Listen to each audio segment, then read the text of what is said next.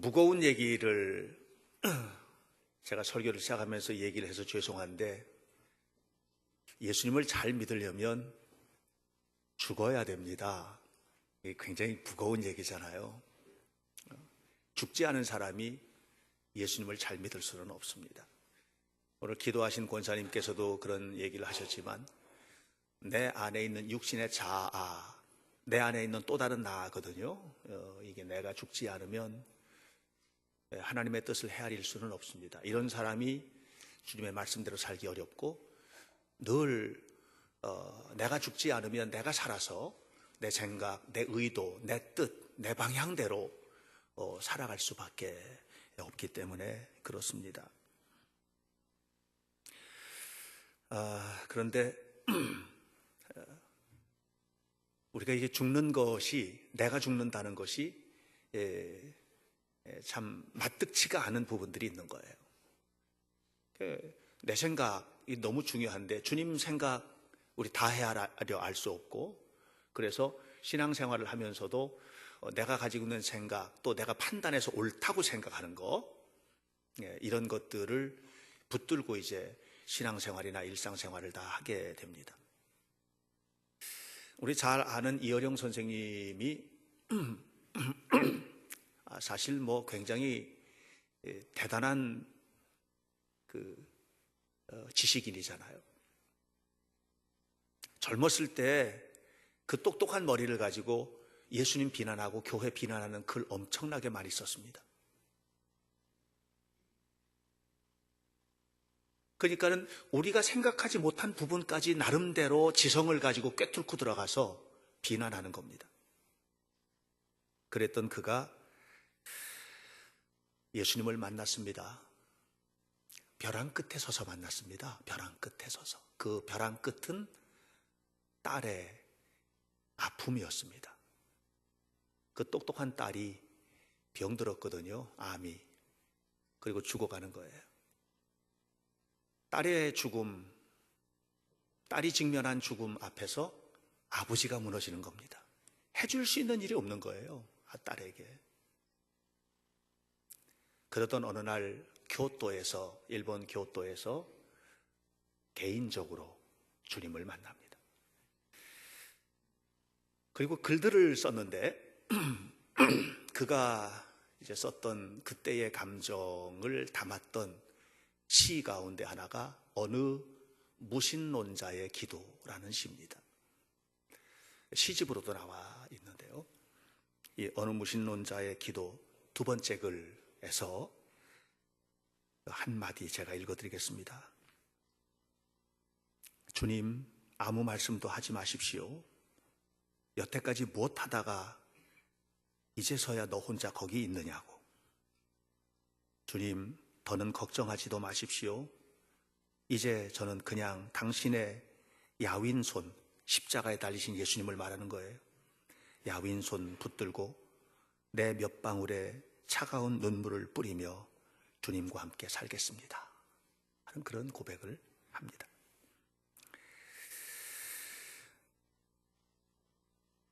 사실 벼랑 끝에 섰던 이 어령이 너무나 크신 하나님을 만난 거예요. 그리고 난 다음에 딸이 죽었어요. 무너지는 마음을 가지고 있지만 그가 또 글을 써요. 딸에게 보내는 굿나잇 키스라는 글에서 얼마나 하나님 때문에 위로를 받고, 얼마나 하나님 때문에 감사하고, 얼마나 하나님 때문에 아름다운 삶을 살고 있는지에 대한 고백을 합니다.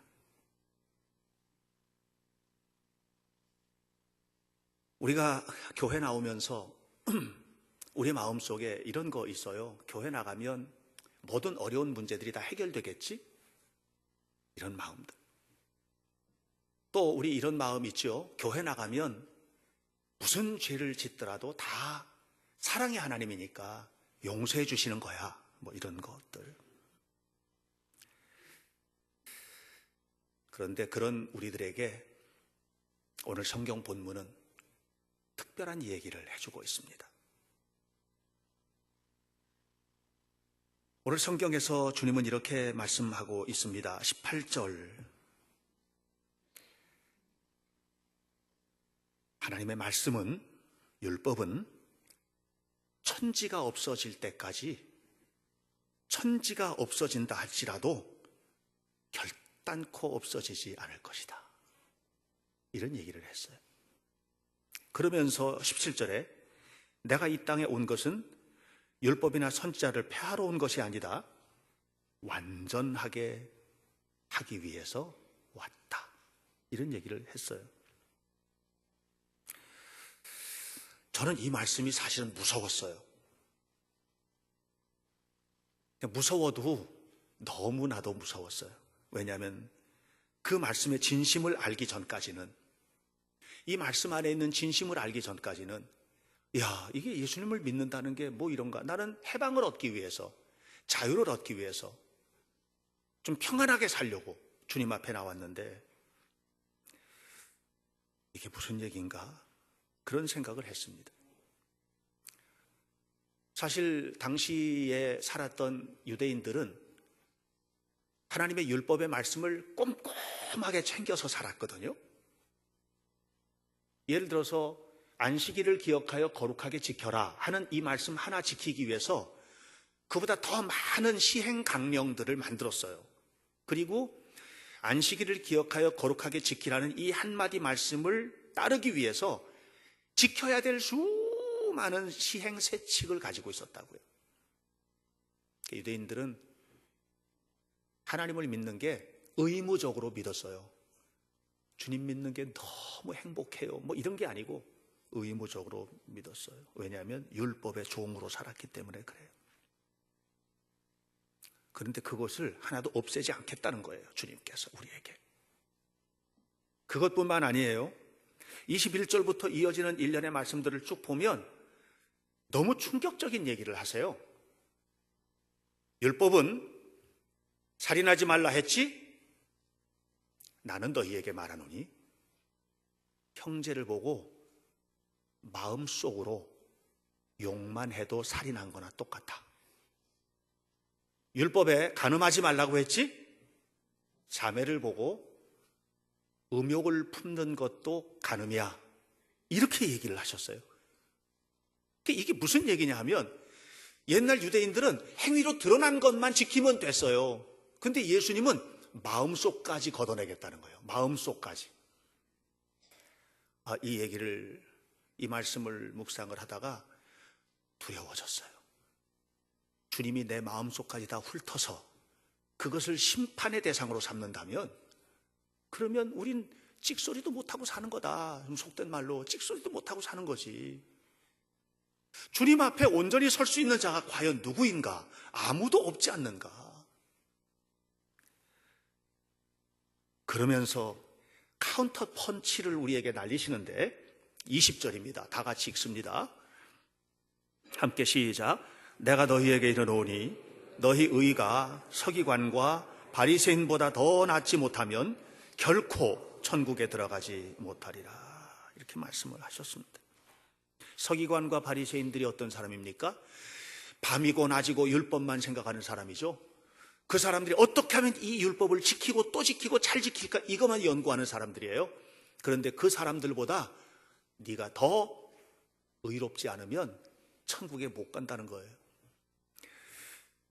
여러분, 이 말씀의 의미를 바로 알지 못하면 우리 숨도 쉬지 못하는 신앙생활 하는 겁니다. 여러분, 우리도 똑같이 율법적으로 신앙생활 할 수밖에 없는 겁니다.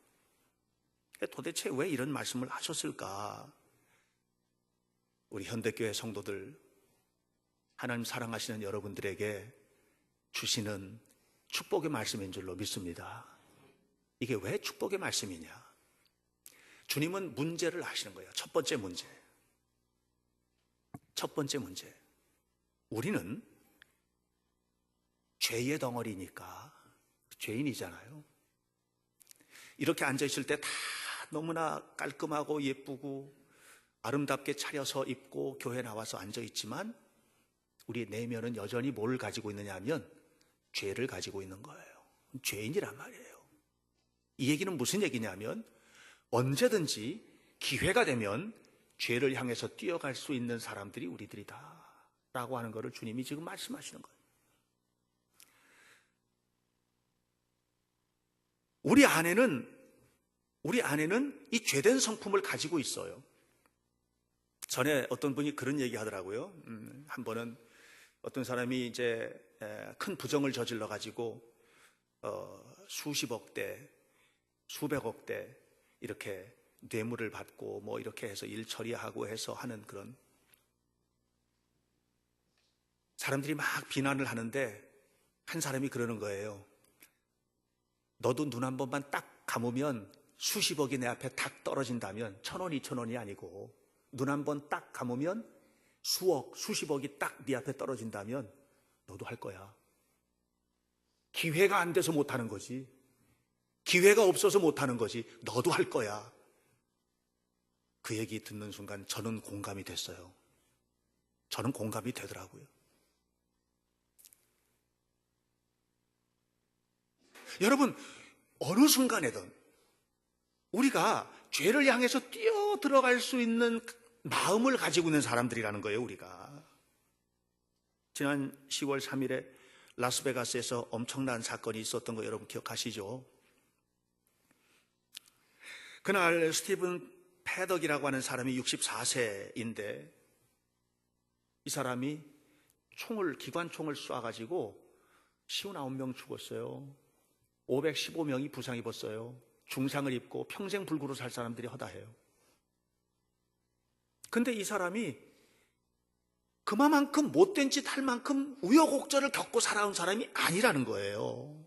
신문 보도에 의하면 회계사 출신의 은퇴자이고 여기저기에 세 군데나 부동산을 소유하고 있어서 임대료만도 많이 나오고 자기의 대저택을 2채나 가지고 있고 자가용 비행기도 있대요. 이런 사람이에요.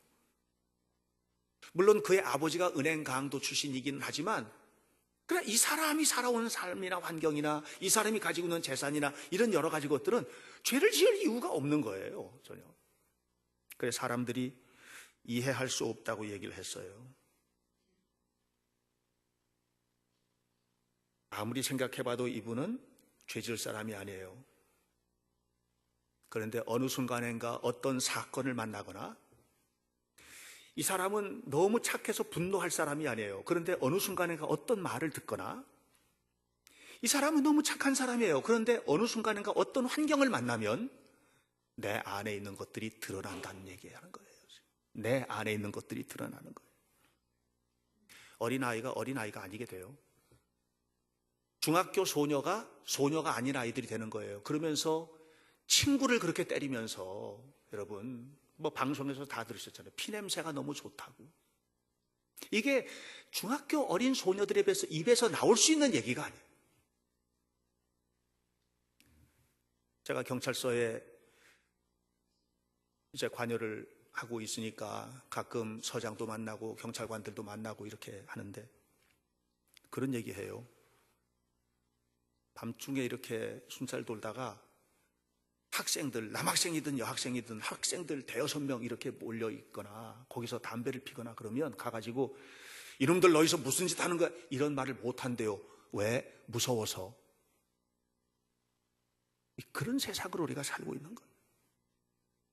주님이 지금 말씀하시는 거예요. 그런 우리들의 마음을 들여다보고 있는 거예요. 그런 우리들의 마음을 들여다보고 있는 거예요. 겉으로는 웃어요. 미소 띤 얼굴로 보고 있어요. 그런데 마음속에는 미움을 담고 있어요. 여러분 그래 본 적 없으세요? 마음속으로는 너무 미운데 겉으로는 아니에요. 겉으로 악수해요. 악수하고 덕담을 주고받아요. 그런데 속으로는 이놈이 망했으면 좋겠다. 이것이 오늘 우리들의 모습이라는 거죠. 우리들의 삶이라는 거예요. 이게 우리들의 삶이라는 거예요. 그래서 주님은 말씀하시는 겁니다. 언제든지 살인으로 뛰어갈 수 있고 형제에게 욕을 하는 그 마음이 실제로 살인죄로 갈 수 있고 여인을 보고 음욕을 품는 그 마음이 실제로 간음으로 뛰어갈 수 있는 이것이 오늘 우리들의 삶이라고 하는 것을 지금 주님이 얘기하시는 거예요. 사도 바울은 로마서 7장에서 말씀했어요. 두 세력이 우리 안에서 싸우고 있대요. 하나는 나, 또 하나는 뭘까요? 여러분들은 마귀라고 생각하실지 모르겠어요. 그런데 여러분, 놀랍게도 그 또 하나도 나예요. 내 안에 또 다른 내가 나를 사로잡아 오는 것을 보는도다, 이렇게 얘기했어요. 내 안에 있는 또 다른 나, 그 나는 무슨 일을 할지 모르는 나예요. 여러분, 편안하다가 어느 순간인가 누군가에게 말 한마디 들으면 속에서 갑자기 치밀어 오르는 감정들이 있으실 거예요. 또 다른 나가 있어요. 어느 순간인가 어떤 상황에서 여러분들 견딜 수 없고 감당할 수 없어서 그런 또 다른 나가 우리 안에 자리 잡고 있어요. 이게 있어요. 바울은 그것을 말해요. 그러면서 그 또 다른 나를 이렇게 규정했어요. 로마서 7장 17절과 20절에서 그것은 내 속에 거하는 죄니라 그랬습니다. 우리는 그렇게 있는 것입니다. 그 죄가 우리를 이끌어가는 거예요. 그 죄가 우리를 이끌어가는 거예요. 그럼에도 불구하고 우리가 행동하지 않고 살잖아요. 속에 있는 불편한 것들을 다 표현하고 사세요? 아니죠. 왜 그럴까요? 그 이유는 대체로 세 가지인 것 같아요. 하나는 그렇게 내가 마음대로 표현할 수 있는 용기가 없어. 또 하나는 그렇게 표현해놓고 감당해야 될 뒷감당에 자신이 없는 거예요. 그 결과가 두려운 거예요. 세 번째는 그래도 하나님 믿는 사람인데 이런 것들 때문에 표현 안 하고 사는 뿐이지, 실제로 우리 안에는 별별 것들이 다 담겨져 있다고 하는 것이에요. 언제나 죄로 달려갈 수 있는 인간. 그래서 우리에게는 뭐가 필요하냐 하면 주님의 은혜가 필요한 거예요. 주님의 은혜가, 주님의 도우심이 필요한 거예요. 주님의 은혜 속에 사시길 바랍니다. 그런데 여기서 문제가 또 하나가 생겨. 그 문제는 뭐냐면 은혜를 정말 눈물겹도록 감사하게 생각하지 않고 당연히 여기는 거. 당연히 여기는 거. 교회가 뭘 가르쳤어요? 하나님은 용서하신다. 하나님은 사랑이시다. 하나님은 사랑의 하나님이기 때문에 언제든지 용서하시고 언제든지 사랑하시고. 이게 우리가 교회에서 늘 배웠던 거예요. 그래서 여러분, 재밌는 게 있어요. 내가 무슨 죄를 졌는지도 모르고 이미 용서를 받아. 나는 용서받았다. 무슨 죄를 졌는지도 모르는데. 이게 오늘 우리들의 형편이 돼버리고 만 거예요. 제가 이렇게 얘기하는 게 이게 위험하다는 얘기를 하는 겁니다. 왜냐하면 그래서 우리의 마음속에는 항상 어떤 생각이 있느냐면 항상 용서하셔, 뭘 하든지 용서하셔. 이게 우리 속에 우리 습관이 돼버렸어요. 그래서 마음대로 죄 짓는 거예요. 마음대로 죄 짓는 거예요. 마음대로 죄 짓는 거예요. 마음대로 흉보는 거예요. 마음대로 쑥덕거리는 거예요. 왜? 하나님은 늘 용서하시니까. 마음대로 술 먹고 마음대로 담배 피고. 술 먹고 담배 피는 것이 무슨 지옥 갈 죄라서 얘기하는 건 아니에요. 그건 아니에요. 그러나 그것은 그렇게 유익한 게 못 돼요. 마음대로 욕하고 마음대로 흉보고 마음대로 쑥덕거리고 마음대로 나쁜 짓 하고, 그러고도 여전히 아무렇지도 않아. 왜? 다 용서하셨다는 거예요. 그래서 주님의 복음을 싸구려로 만들어버리고 말았어요. 싸구려로. 우리가 분명히 알아야 됩니다. 여러분, 우리의 죄를 주님께서 담당하시기 위해서 주님이 하늘에서 이 땅에 내려오셨어요. 주님이 우리의 죄를 대신 짊어지시기 위해서 십자가에서 죽으셨어요. 십자가에서 피 흘려 죽으셨어요. 못 박았어요, 자신의 몸을. 이렇게 해서 우리가 죄 용서를 받은 거예요. 그러므로 여러분, 우리가 알아야 돼요. 내가 너를 위해서 이렇게 했다 하고 용서를 받기 전에 우리가 알아야 돼요. 나 자신을. 나는 참 죄인이로구나. 이걸 알아야 돼요. 이걸 깨닫고 난 다음에 주님께서 나를 위해서, 이 죄를 위해서 얼마나 큰 용서와 사랑을 베푸셨는지 하는 것을 깨닫는 순간에 어떻게 다시 죄를 져요? 어떻게 다시 주님을 십자가에 못 박아요? 어떻게 뒤에서 소근거리고 어떻게 쑥덕거려요? 그럴 수가 없는 거예요. 왜냐하면 나의 이런 행위가 주님을 십자가에 못 박은 것을 알기 때문에 우리는 주님 앞에 살 수밖에 없는 거예요. 사도 바울은 예수님을 너무 잘 믿었어요. 그런데 평생 그의 마음속에 괴로운 게 있었어요. 항상 양심의 가책이 되는 거예요. 그래서 사도 바울이 고백했어요. 로마서 7장 24절에서 누가 나를 이 사망의 몸에서 구해내랴. 이게 예수 안 믿던 바울의 모습이 아니고 예수님을 믿으면서 고백했던 얘기예요. 왜냐하면 항상 하나님 앞에 자기는 잘못된 것 같은 거예요. 그러면서 디모데후서 1장에서 또 얘기해요. 나는 죄인 중에 괴수로다.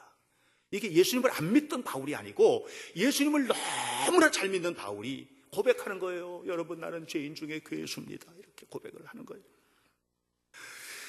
이렇게 고백을 하는 순간에 그가 또 하나 얘기해요. 무슨 얘기 하냐면, 그러나 그리스도 예수 안에 있는 사람에게는 결코 정죄함이 없나니 그리스도 예수 안에 있는 생명의 성령의 법이 죄와 사망의 법에서 나를 해방하였음이로다.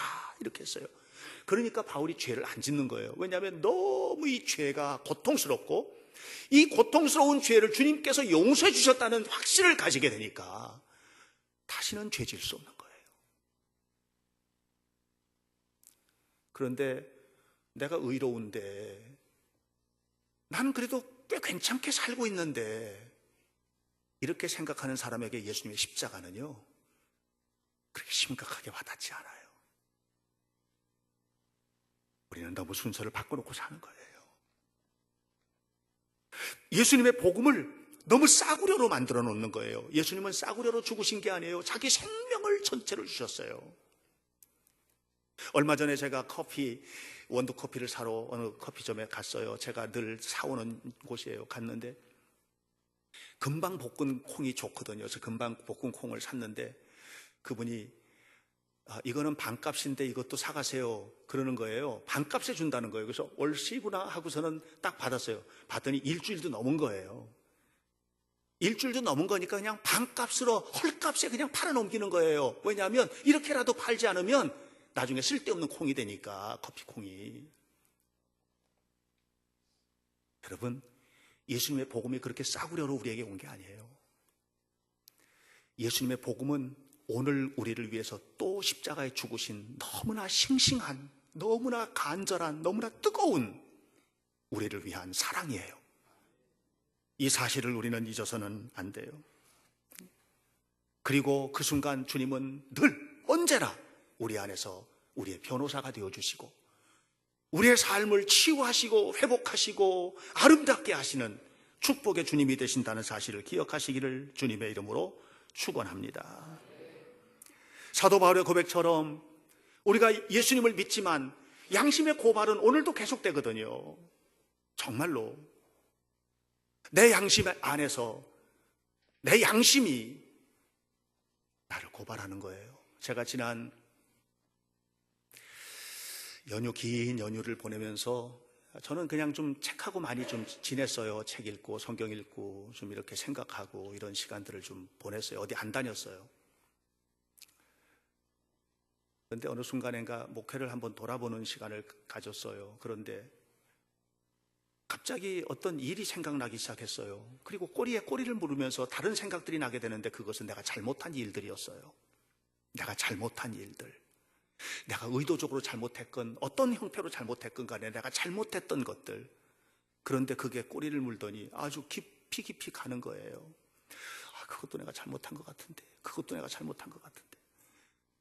그런데 여러분, 그렇게 하다가 이 죄는 공소시효라는 게 있잖아요.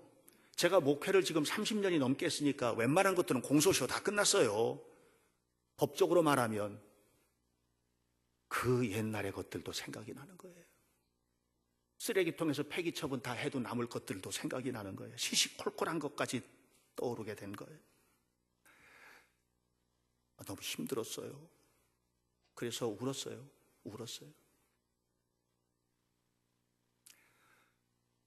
그런데 그때 주님께서 나에게 이렇게 말씀해 주셨어요.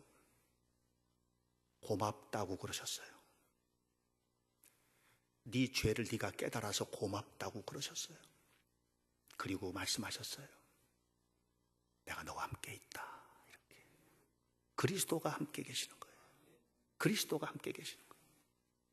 제가 옛날에 몸이 많이 아팠을 때 마산 폐기력 요양소에서 1년 머문 적이 있었거든요. 피를 토하고 고통을 받고 그랬어요. 그때 저는요, 살까? 앞으로 어떻게 살지? 이런 생각을 가졌었어요. 그런데 그때 아팠던 것 몇 년 전에 결국은 왼쪽 폐를 잘라내는 수술을 받고 다 이렇게 했는데, 그때 내가 어떻게 그렇게 견뎌냈을까, 어려운 순간들을. 그런데 주님께서 말씀하셨어요. 내가 너와 함께 있다. 이렇게. 요즘에 수요일 날 제자훈련 프로그램들이 진행이 되는데, 지난 사과를 이제 함께 공부를 하고 하면서 묵상을 하다가 거기에 그런 내용이 나오거든요.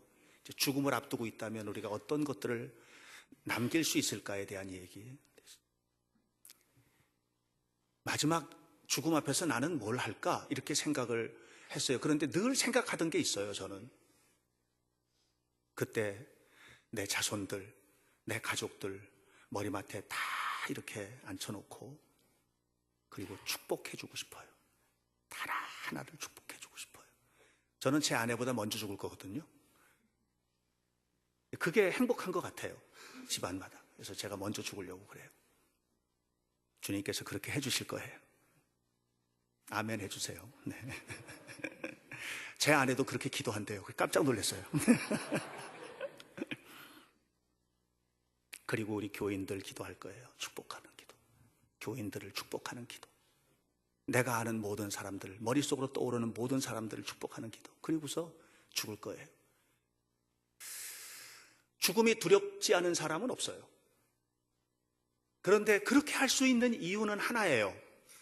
그것은 뭐냐 하면 주님께서 나와 함께 계시기 때문에 그래요. 사랑하는 여러분, 주님은 우리를 그렇게 사랑하세요. 비천한 몸으로 이 땅에 오셨어요. 감히 눈을 들어서 하나님을 바라볼 수도 없는 죄인인 우리를 위해서 십자가에 피 흘리셨고, 그 피가 흘러서 그 피가 흘러서 나에게까지 온 거예요. 그리고 그 피가 나에게 닿아서 내가 살아난 거예요. 그렇게 내가 주님 앞에 은혜로 살아난 것을 깨닫는 순간 내 안에 또 하나의 기적이 나타나는데, 그 기적이 뭐냐면 사랑이에요.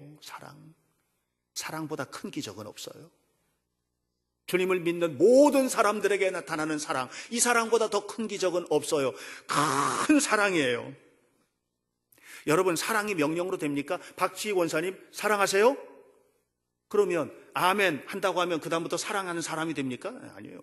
사랑은 강요로 되는 것도 아니에요. 명령으로 되는 것도 아니에요. 그런데 놀랍게 사랑하게 되면 엄청난 기적들이 벌어져요.